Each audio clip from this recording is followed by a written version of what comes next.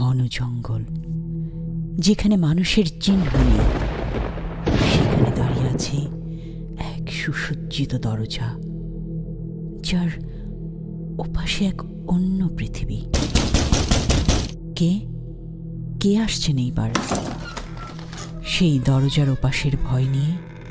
ভূত.com-এ আসছেন সাব্বিরজি। কবে আসবেন তিনি?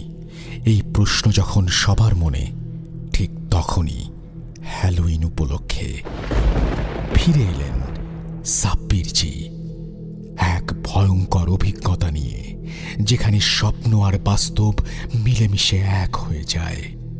প্রাণ বিসর্জন দেয় কাছের মানুষ, দরজার ওপাশের পৃথিবী হাত বাড়ায়। হ্যাঁ, সেই অদ্ভুত পৃথিবীর ভয় নিয়ে আসছে